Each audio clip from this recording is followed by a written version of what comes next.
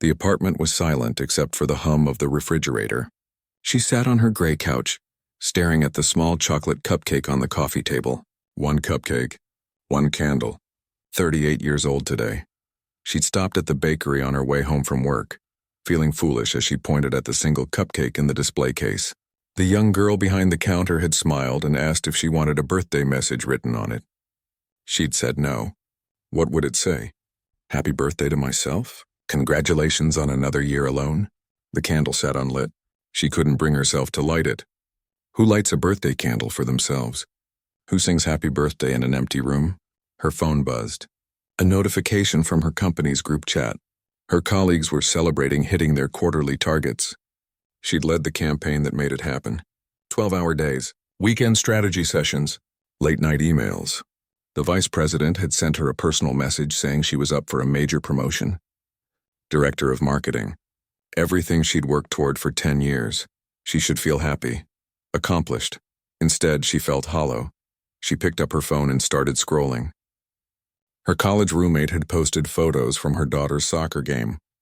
Her former assistant was on maternity leave, sharing pictures of a newborn with tiny fingers wrapped around her thumb. Her cousin had posted a big family dinner with at least 15 people crowded around a table, laughing. She put the phone face down on the couch. The apartment was beautiful. She'd spent months decorating it after her promotion 2 years ago. Modern furniture, expensive art on the walls, everything in shades of gray and white. Clean lines, minimalist. The type of place that belonged in a magazine. It felt like a hotel room. She got up and walked to the window. The city stretched out below her, lights twinkling in the October darkness. Thousands of windows, thousands of people. She'd lived here for 15 years and couldn't name a single neighbor. Her last relationship had ended 2 years ago. He'd wanted to get married, have kids. She'd said she needed to focus on her career. Just a few more years, she'd told him. Just until she made director. He'd left and she'd told herself it was the right choice. Career first, everything else later, but when was later? When did life actually begin? She thought about her parents. Her mother had passed away 3 years ago suddenly. A heart attack while gardening. Her father had followed 6 months later. The doctor said it was pneumonia, but she knew better. He'd died of a broken heart. They'd been married for 42 years. She was an only child. No siblings to call. No aunts or uncles nearby. Her closest friend had moved to Seattle last year for her husband's job. They texted occasionally, but it wasn't the same. The silence in the apartment felt heavy, like a weight pressing down on her chest. She walked to her bedroom and opened her laptop. She'd been putting this off for weeks, but the appointment earlier that week had forced her to face reality. The doctor had been gentle but honest. At 38, her fertility was declining. If she wanted children, she needed to act soon. Freezing eggs was an option. So was adoption. Or she could accept that motherhood might not be part of her story. She'd left the office feeling numb. She'd always assumed there would be time. Someday, later, when things settled down. But things never settled down. There was always another project, another deadline, another goal to chase. She started browsing vacation rentals. She needed to get away. Clear her head. Think about what she actually wanted from life instead of just moving from one task to the next. Mountains. She typed it into the search bar. Remote cabin. Quiet. Dozens of listings appeared. She scrolled past luxury lodges and resort properties. Too fancy. Too social. She needed isolation, not distraction. Then she saw it. A small cabin deep in the Appalachian Mountains. 1 bedroom. Wood-burning stove. No television. Limited cell service. The photo showed a simple but cozy space surrounded by forest. The description said the nearest town was 40 minutes away. Perfect. She checked her vacation days. She'd barely used any in the past 3 years. She had almost 2 months saved up. She could take a sabbatical. Her company had a policy that allowed employees to take extended unpaid leave after 10 years. She qualified. The idea was crazy. She had projects to manage. Teams depending on her. That promotion waiting. But something inside her was screaming that if she didn't stop now, she never would. She'd wake up at 50, then 60, still in her gray apartment, still eating birthday cupcakes alone. She filled out the rental application before she could change her mind. 3 months. November through January. She'd leave after finishing her current campaign. When she hit submit, she felt something she hadn't felt in years. Not quite hope. Maybe just the smallest crack in the wall she'd built around herself. The next morning, she walked into her boss's office and explained she needed a sabbatical. He'd been surprised but supportive. She was their top performer. If she needed time, they'd make it work. The promotion could wait until spring. She spent the next 2 weeks wrapping up projects and training her team to handle things without her. Her colleagues kept asking where she was going. She kept the answer vague. A cabin. Some time to recharge. They looked at her like she was having a breakdown. Maybe she was. She didn't care. The day before she left, she walked through her apartment boxing up anything perishable from the fridge. She set her mail to forward to her parents' old house, which she still owned but couldn't bring herself to sell. She packed simple clothes, books, her laptop, though she promised herself she'd barely use it. That night, she sat on her couch one last time. The apartment felt even emptier knowing she'd be gone for months. But it also felt like she was leaving a prison she'd built for herself. She didn't know what she was looking for in the mountains. Peace, maybe. Clarity. A sense of purpose beyond quarterly earnings reports and client presentations. Or maybe she just needed to remember what silence sounded like when it wasn't suffocating. The next morning, she loaded her car and started driving. The city disappeared in her rearview mirror, replaced by highways, then country roads, then narrow mountain paths. When she finally pulled up to the cabin, the sun was setting through the trees. The air was cold and smelled like pine and wood smoke from a distant chimney. She could hear a stream somewhere nearby. She stood outside the car for a long moment, just breathing. For the first time in years, she felt like she could actually breathe. She didn't know it then, but her whole life was about to change. Not because of something she found in the mountains, but because of someone who would find her. 6 weeks had passed since she'd arrived at the cabin, and she'd barely spoken to another human being. It was exactly what she'd wanted. Her days had fallen into a simple rhythm. She woke with the sunrise, made coffee on the small propane stove, and sat on the porch wrapped in a blanket watching the morning light filter through the trees. Then she'd hike. Sometimes for an hour, sometimes for half the day, following trails that wound through the forest. The silence had been uncomfortable at first. In the city there was always noise, traffic, sirens, voices, construction. Her mind had been so loud, trying to fill the quiet with worries and plans and endless mental to-do lists.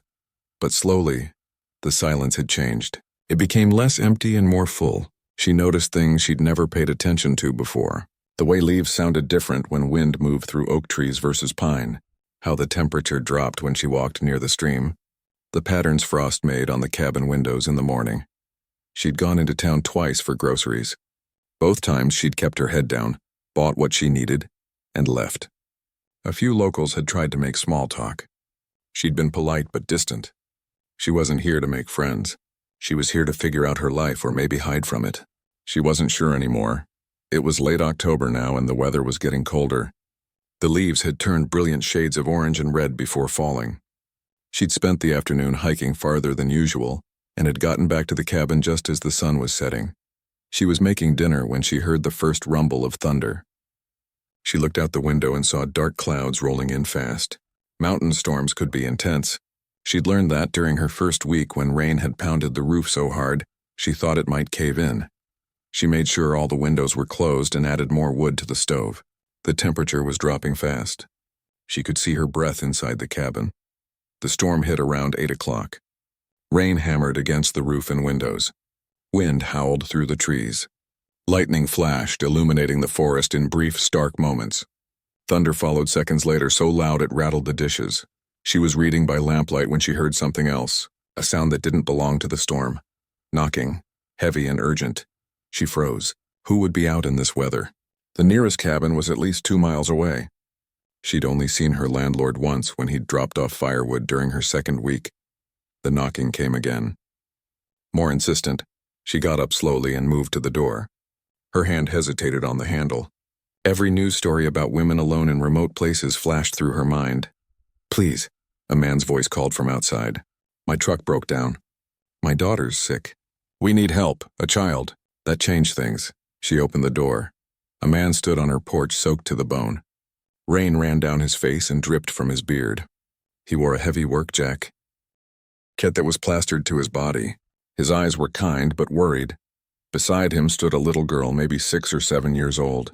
She was shivering violently, her small hands gripping her father's jacket. Her lips had a slight blue tint. "I'm so sorry to bother you," the man said. "My truck died about a mile up the road. My daughter, she's running a fever. The storm came on so fast. I saw your light," she didn't hesitate. "Come in, both of you." They stumbled inside, bringing cold air and rain with them. She quickly shut the door against the wind. "Sit by the stove," she said, pointing to the chairs she'd pulled close to the heat. "I'll get towels." She ran to the small bathroom and grabbed every towel she had. When she came back, the man was already helping his daughter out of her soaking jacket. The girl was shaking so hard her teeth were chattering. "Here," she said, handing them towels. "I'll make hot tea." She moved to the kitchen area and put water on to boil. Her mind was racing. The girl was clearly sick. How sick? What if it was serious? The nearest hospital was over an hour away in good weather. In this storm, the roads were probably dangerous. "What's her name?" she asked while she worked. "Lily," the man said. He was rubbing his daughter's hair with a towel, trying to get her dry. "I'm Ben." "I'm Grace," she said automatically. She hadn't used her name with anyone in weeks. She found tea bags and honey. She didn't have much in the way of medicine, but she did have a first aid kit. She'd packed it before coming here, thinking she might need it for hiking injuries. She brought the tea and the kit to the stove. "Lily, can you drink this? It'll help warm you up," the girl nodded. Her eyes were glassy with fever. She took the mug with shaking hands. Grace opened the first aid kit and found a thermometer and some fever reducer. "Is it okay if I check her temperature?" Ben nodded. "Thank you. I'm so sorry to intrude like this." "Don't be sorry," Grace said. She placed the thermometer in Lily's mouth and waited. When it beeped, she checked the reading. 102.4. High but not dangerously so. "She's got a fever," Grace said. "When did it start?" "This afternoon," Ben said. She was fine at breakfast. By lunch, she was saying her throat hurt. "I thought maybe we could make it home before it got worse, but the truck had other ideas." "Where's home?" "About 20 miles east. I run a carpentry business out there. We were delivering a custom table to a client up north." He looked at his daughter with worry. "I should have turned back sooner." "You couldn't have known the storm would be this bad," Grace said. She measured out the fever reducer. "Lily, can you take this for me? It'll help your throat feel better." The girl nodded and swallowed the medicine with a sip of tea. The storm raged outside. Wind screamed around the cabin. Rain pounded harder. A particularly loud crack of thunder made Lily jump and grab her father's arm. "It's okay, little flower," Ben said softly. "Just noise. It can't hurt you in here." Grace watched the way he held his daughter, gentle and protective. There was a sadness in his eyes, she noticed.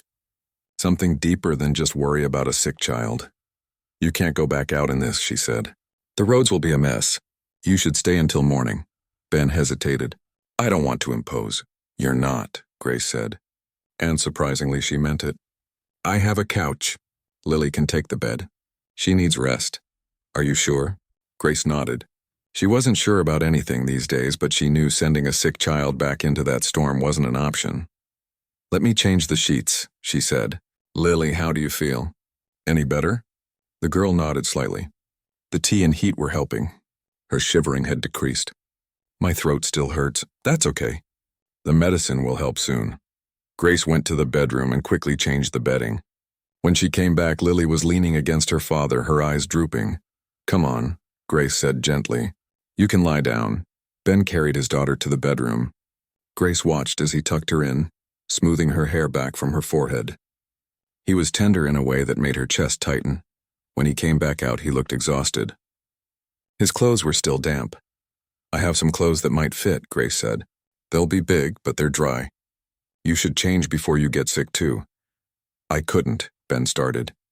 "You could and you will," Grace said with a small smile. "I didn't help your daughter just so you'd end up in bed with pneumonia." He laughed. It was a good laugh, warm and genuine. "Okay, thank you."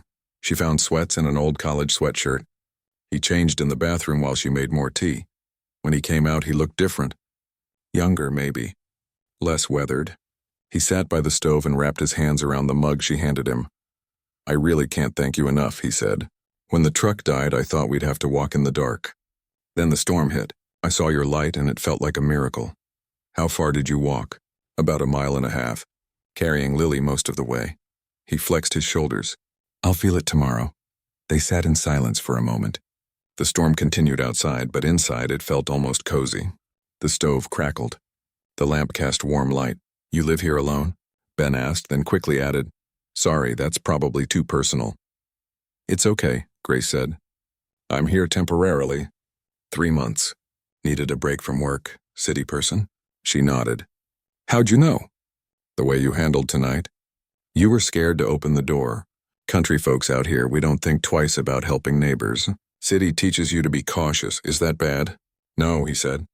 Just different. Smart even. You didn't know who was knocking. But I opened it anyway. You did. He looked at her with those kind eyes. That says something good about you. Grace felt herself blush and looked away. She wasn't used to compliments that felt real. They talked for another hour. Ben told her about his carpentry business, about living in the mountains his whole life. She found herself telling him about her job, about feeling lost, about not knowing what she wanted anymore. He listened without judgment, without trying to fix anything. Just listened. Eventually, she showed him where blankets were for the couch. He checked on Lily one more time. The girl was sleeping soundly, her fever already seeming lower. She'll be okay, Grace said. Thanks to you, Ben replied. That night, Grace lay in the sleeping bag she'd made on the floor of the main room, listening to the storm and the sound of Ben's quiet breathing from the couch. For the first time in 6 weeks, the cabin didn't feel empty. For the first time in years, neither did she. The morning after the storm, Grace woke to find Ben already up, quietly making coffee on her propane stove. The cabin smelled like pine and rain from the open window. Morning, he said softly. Hope you don't mind. Figured you'd need this after sleeping on the floor. You didn't have to do that, she said, sitting up and rubbing her neck. The floor had not been comfortable.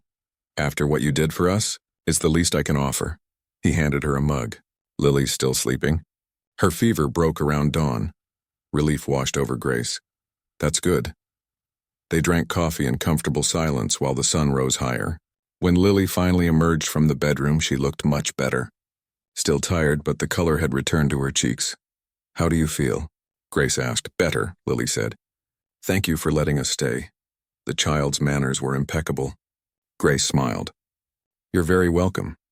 Ben managed to get his truck running with some help from a local mechanic who came out after the roads cleared. Before they left, he wrote his phone number on a scrap of paper. If you need anything, he said. Firewood. Help with the cabin. Or just someone to talk to. You're not as far from civilization as you think. Grace took the number, not planning to use it. But 3 days later, she found herself staring at it. The cabin's front step had started to rot, and she'd nearly fallen through it that morning. She could try to fix it herself, but she didn't have tools or know what she was doing. She called the number. Ben showed up the next afternoon with his truck full of lumber and tools. This won't take long, he said. An hour, maybe 2. He worked while she made lunch. She found herself watching him through the window. The careful way he measured twice before cutting. How he explained what he was doing when she came out to check on him, never talking down to her. You're good at this, she said. Been doing it since I was Lily's age, he replied. My father was a carpenter. Taught me everything. Was? He passed 5 years ago. Heart attack. Ben hammered a nail with precision. Same year I lost my wife. Grace felt her stomach drop. I'm sorry. I didn't know. How could you? He looked up at her. Cancer, it was fast. 6 months from diagnosis to gone. That's why there's sadness in your eyes, Grace said, then immediately felt embarrassed. Sorry, that was too forward. No, Ben said. You're right. It's there. Probably always will be. He went back to work. But there's other things too now. Joy when Lily laughs. Peace when I'm working with my hands. Life keeps going even when you think it can't, they talked while he worked. About loss. About loneliness. About what it meant to keep moving forward when everything felt broken. When he finished the step, he refused payment. Neighbors don't charge neighbors, he said. I'm not really a neighbor. I'm just renting. You're here, aren't you? That's enough. Before he left, he mentioned a community harvest festival the following weekend. Just townsfolk. Nothing fancy. But Lily would love to see you there. She's been talking about the nice lady who helped her. Grace said she'd think about it. She thought about it for 3 days. Then, surprising herself, she drove into town on Saturday morning. The festival was held in a field behind the community center. There were tables of baked goods, local crafts, and a band playing bluegrass music. Children ran everywhere. The smell of apple cider and wood smoke filled the air. She felt out of place immediately. Everyone seemed to know everyone. They moved in easy groups, calling out greetings, sharing food. She was about to leave when she heard a small voice. "Miss Grace." Lily came running across the field, her father following behind. The little girl crashed into Grace's legs, hugging her. "You came," Lily said. "Daddy said you might not." "I wanted to see how you were feeling," Grace said, surprising herself with how true it was. "All better. Want to see my face painting?" Mrs. Chen did a butterfly. For the next 2 hours, Grace was pulled into the festival by a 7-year-old's enthusiasm. They decorated pumpkins. They ate too much pie. Lily insisted Grace meet everyone she knew, which seemed to be the entire town. Ben watched with amusement. "She doesn't usually take to people this fast," he said while Lily was off getting lemonade. "You made an impression." "She's easy to like," Grace said. "So are you." Grace felt heat rise in her cheeks. She wasn't used to this. Direct kindness. Simple statements without hidden meanings or office politics. As the sun started to set, someone called for the children to gather for a game. Lily ran off, leaving Grace and Ben standing by the edge of the field. "Can I ask you something?" Ben said. "Sure. What are you running from?" Grace tensed. "What makes you think I'm running?"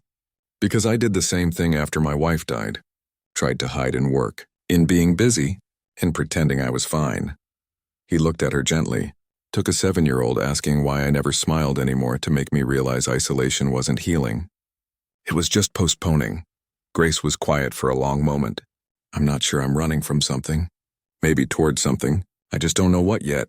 "That's fair," Ben said. "But while you're figuring it out, you don't have to do it alone." Over the next few weeks, Grace found herself spending more time with Ben and Lily. It started small. Ben would drop off firewood and stay for coffee. Grace would go into town for groceries and stop by Ben's workshop to say hello. Then Lily asked if Grace could come to her school play. She was a tree in the autumn pageant. Grace couldn't say no to those hopeful eyes. Sitting in the elementary school auditorium, watching Lily stand proudly with paper leaves taped to her arms, something shifted in Grace's chest. The other parents around her were recording videos, whispering encouragements. It felt warm, connected. After the play, Lily insisted Grace come to their house for dinner. Ben's home was exactly what Grace expected. A log cabin he'd built himself, full of handmade furniture and Lily's artwork on the fridge. It was lived in and loved. Nothing like her sterile apartment in the city. "Can you help me with homework?" Lily asked after dinner. Grace looked to Ben, who nodded. "If you want to. No pressure." She ended up spending an hour at the kitchen table with Lily, working through math problems. The girl was smart, curious, always asking why about everything. Grace found herself enjoying the challenge of explaining concepts in simple ways. When Lily's bedtime came, she asked Grace to read her a story. Grace sat on the edge of the small bed reading about a girl who befriended a bear. Lily's eyes grew heavy. "Miss Grace?" Lily said sleepily. "Yes? Will you come back?" Grace's throat tightened. "If your dad says it's okay, he will. He smiles now when he talks about you." After Lily fell asleep, Grace found Ben in the kitchen washing dishes. "You didn't have to stay," he said, "but I'm glad you did." "Me too," Grace said and meant it. She started coming over for Sunday dinners. It became a routine. She'd bring dessert, Ben would cook, and Lily would tell them everything about her week in exhaustive detail. Grace learned things about Ben, that he'd been a widower for 3 years, that he'd almost given up his business because he couldn't figure out how to be both parent and provider, that his late wife had been his high school sweetheart. "Do you ever stop missing her?" Grace asked one evening after Lily was in bed. "No," Ben said honestly, "but the missing changes. At first it was this crushing weight. Now it's more like a tender spot. Still there, but it doesn't stop me from living. How did you learn to let people in again?" "I'm still learning," he said, looking at her with an intensity that made her breath catch. "But having someone worth opening up for makes it easier." Grace knew what he was saying. She felt it too. This growing warmth between them, the way their hands would brush when passing dishes, how their conversation stretched later into the evening. The way Lily had started saying when Grace comes instead of if, but Grace's time at the cabin was running out. She had 5 weeks left. Her boss had been emailing about the promotion. Her apartment was waiting. Her old life. The thought of leaving made her chest ache in a way she wasn't ready to examine. One Saturday, Ben took them hiking to a waterfall. Lily ran ahead on the trail and Grace and Ben walked side by side. The forest was beautiful. Bare trees against blue sky, the sound of water growing louder. "I've been thinking," Ben said carefully, "about what happens when your sabbatical ends." Grace's stomach nodded. "Me too. And? I don't know," she admitted. 2 months ago, the answer would have been obvious. Go back, take the promotion, get back to normal. And now? Now I don't know what normal means anymore. They reached the waterfall. Lily was already at the edge, marveling at the cascade of water. Ben stood close to Grace, close enough that she could feel his warmth. "I'm not going to ask you to stay," he said quietly. "That wouldn't be fair. You have a whole life somewhere else. A career, friends." "Not really," Grace said. "I have a career. But friends, a life? I'm not sure I had that at all." Ben turned to face her. "Grace, I haven't felt this way since my wife died. You've brought light into a house that's been dark for 3 years. Lily talks about you constantly. And I find myself looking forward to days because I know I'll see you." Grace's heart was pounding. "Ben, you don't have to say anything. I just needed you to know. Whatever you decide, we'll understand. But if there's any part of you that could see a life here, I'm asking you to consider it." Before Grace could respond, Lily called out, "Come see. There's a rainbow in the mist." They joined her at the waterfall and Grace saw it. A small rainbow arcing through the spray. Lily reached for both their hands and they stood there, the three of them connected. Grace looked at Ben, at Lily, at the forest around them. For the first time, she could see it. A different life. A different kind of success. Not measured in promotions or corner offices, but in shared dinners and homework help and hands held at waterfalls.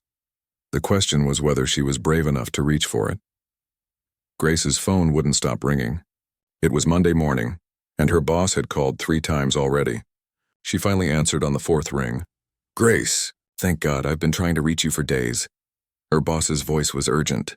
"We need you back. The Henderson account is falling apart without you, and the board wants to announce your promotion at the December meeting. That's 5 weeks away. We need you here to transition." Grace stood on the cabin porch watching frost melt in the morning sun. "I still have a month left on my sabbatical." "I know, but this is important. This is director level, Grace, everything you've worked for. They're talking about a 30% raise, full benefits upgrade, your own team, everything she'd worked for." The words echoed in her head. Was it, though? Or was it just what she'd told herself to want because she didn't know how to want anything else? "Can I think about it?" she asked. There was a pause. "Think about it? Grace, this is your career. What's there to think about?" After she hung up, she sat on the porch steps for a long time. The ones Ben had fixed. She could see his workshop from here, smoke rising from the chimney. She'd been in the mountains for almost 3 months. In that time, she hadn't missed her apartment once. She'd barely thought about her old colleagues. The work that used to consume her thoughts felt distant, like it belonged to a different person. But leaving it all behind? That was terrifying in a different way. She drove into town and found herself at the small diner where she'd started going for breakfast. The owner, Mrs. Patterson, greeted her by name now. "You look troubled." "Honey," the older woman said, pouring coffee without asking. "Just thinking about some big decisions," Grace said, "about whether to stay or go." Grace looked up, surprised. "How did you know?" Mrs. Patterson smiled. "Small town. People notice things. Also, Ben comes in here for lunch every day and he talks about you like you hung the moon." Grace felt her cheeks warm. "He does? Don't sound so surprised. That man hasn't looked at anyone the way he looks at you since his wife passed. And that little girl?" She drew a picture of her family in Sunday school. "You were in it." Grace's throat tightened. "I don't know if I can do this. I don't know how to be what they need." "Nobody knows how to be anything until they try," Mrs. Patterson said wisely. "You think I knew how to run a diner when my husband died and left me with this place?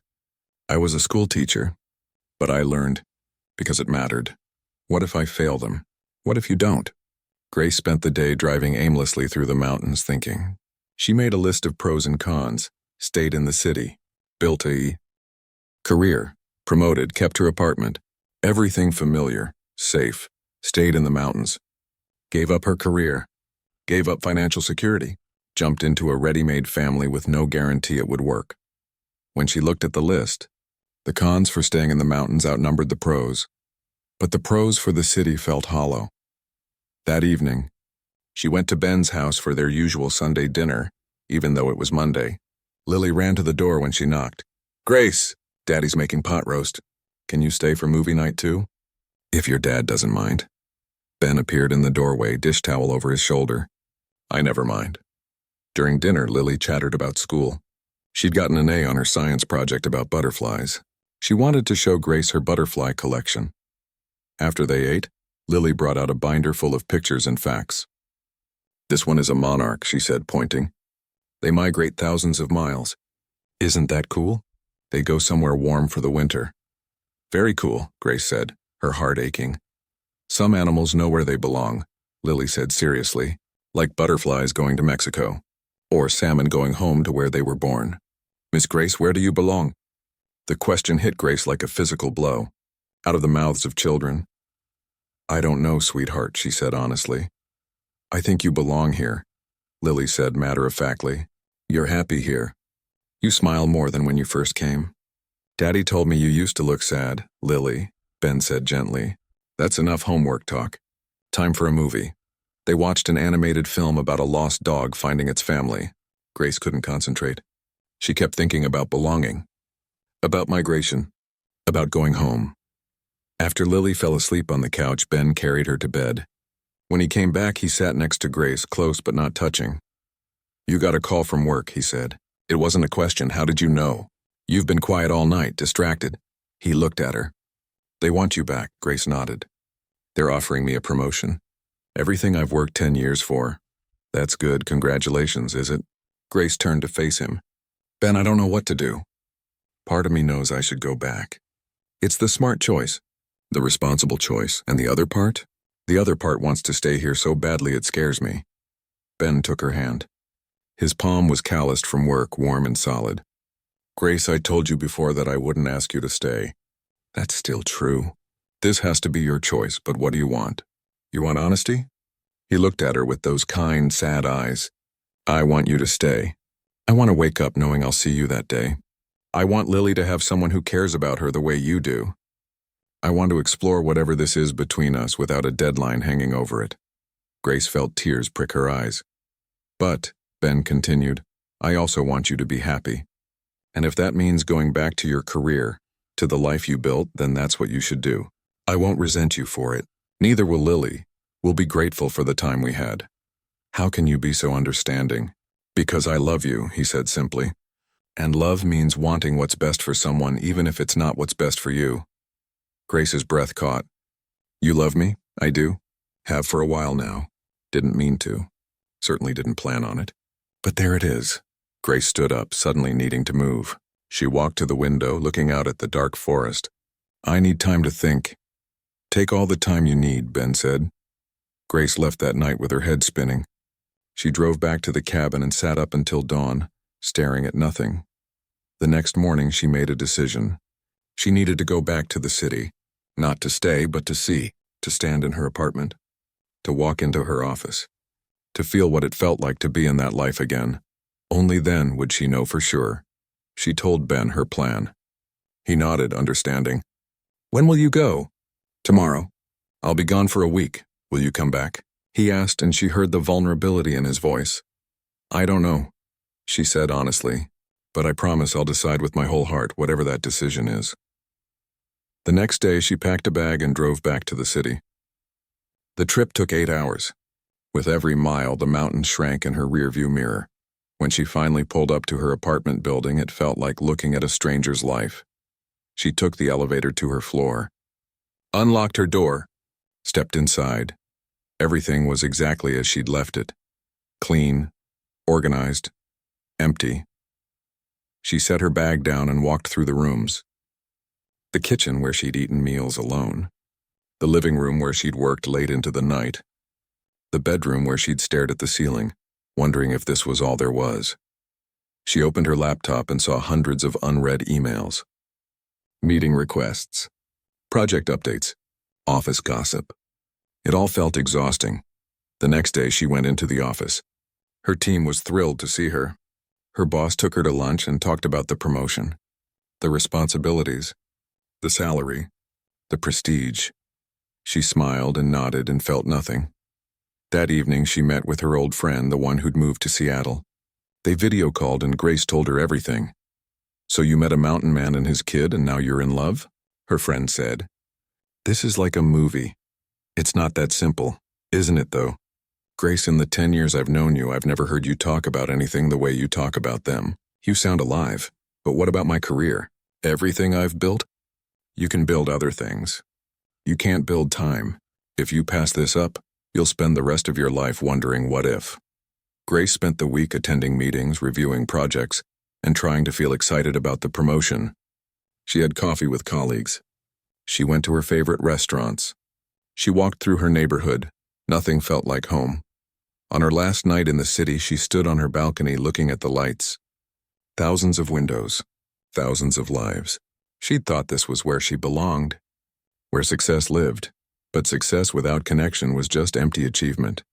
She thought about Lily's question, "Where do you belong?" And suddenly she knew. She called Ben. It was late, but he answered on the second ring.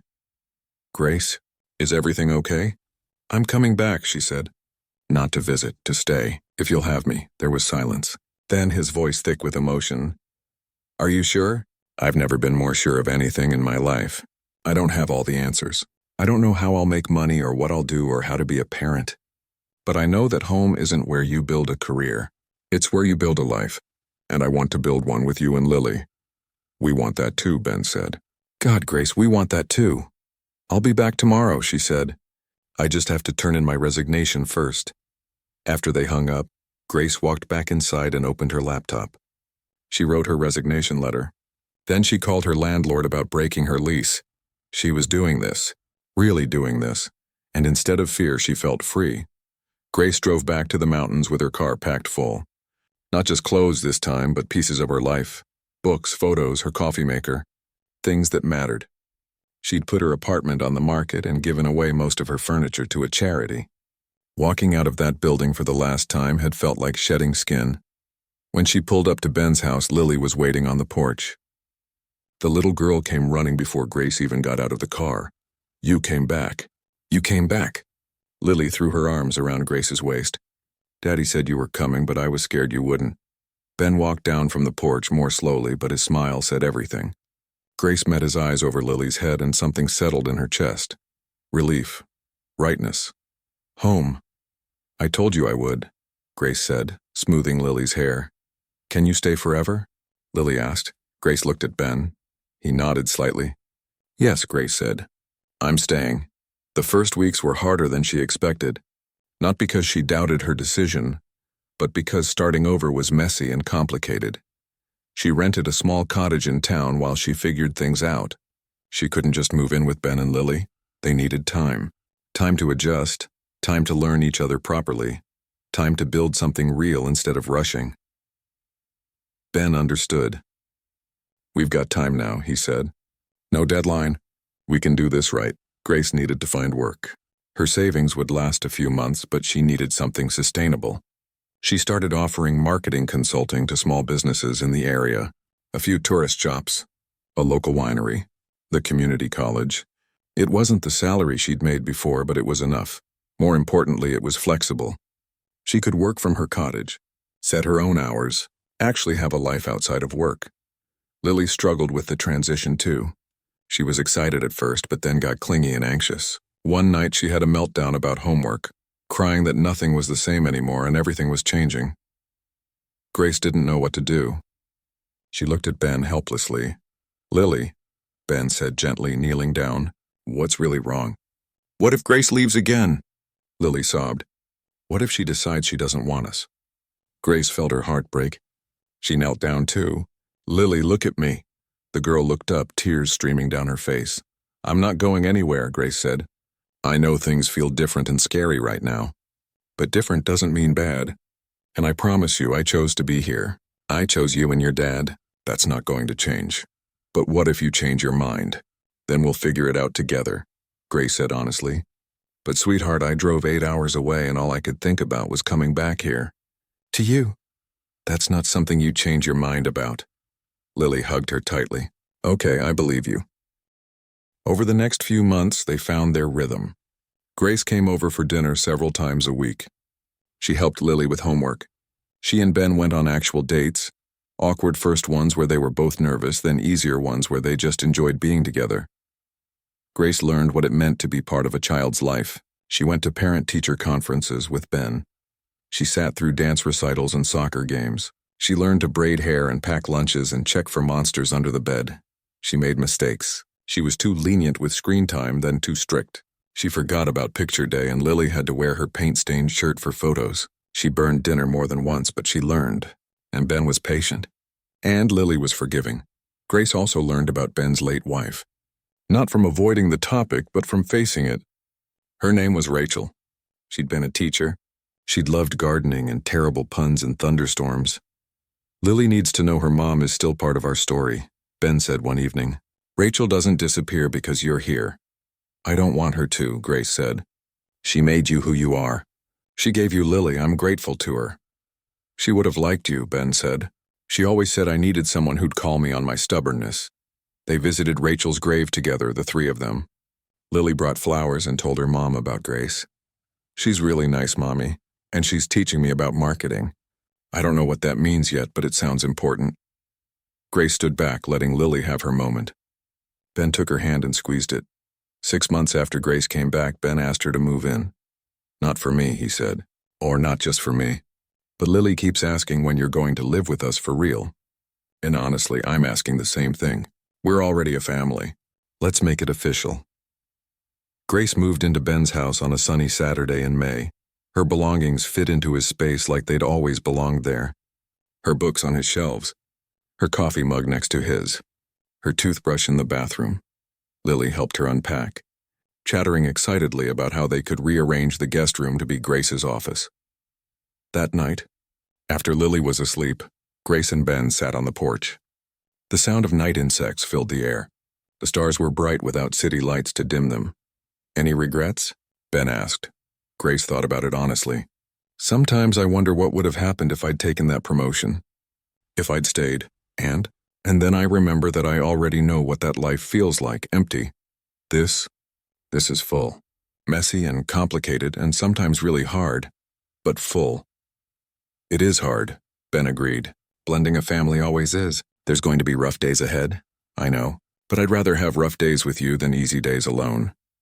Ben pulled her close. I love you, Grace. Thank you for taking a chance on us. Thank you for knocking on my door that night, she said.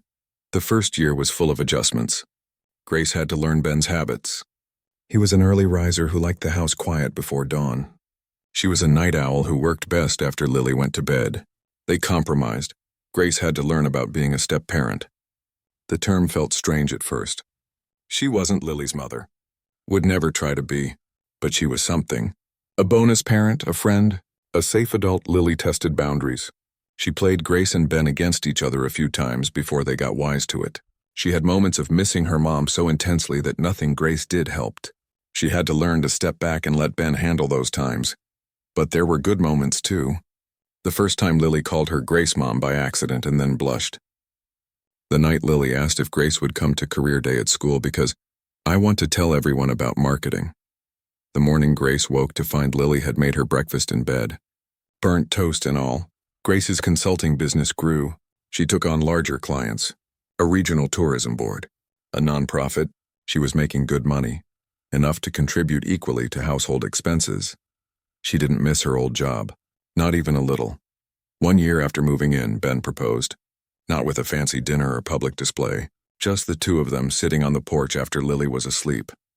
Marry me, he said simply. Not because we need a piece of paper, but because I want the world to know you're my partner. My person. My forever. Grace said yes. They got married in the fall, 2 years after that stormy night when Ben knocked on her cabin door. It was a small ceremony in Ben's backyard. Just close friends and neighbors.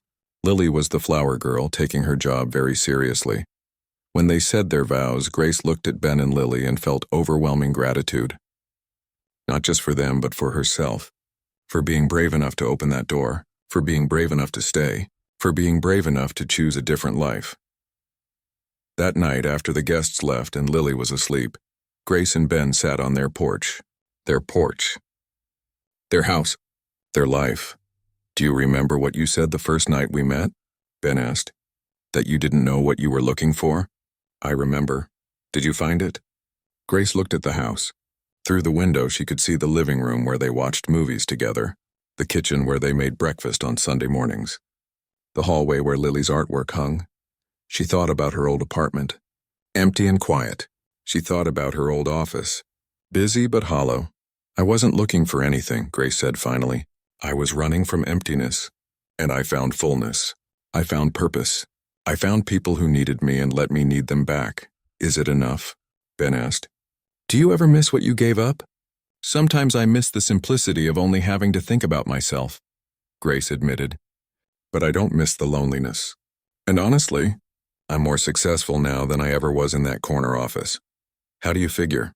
"Because success isn't about titles or salary. It's about building something that matters. And this," she gestured at the house, "this matters. You matter. Lily matters. The life we're building matters." Ben pulled her close. "I'm glad you opened the door that night." "Me too." 3 years later, Grace stood in the same backyard, this time at Lily's 10th birthday party. The girl was surrounded by friends laughing. She'd grown so much, still the same sweet kid, but more confident, more sure of herself.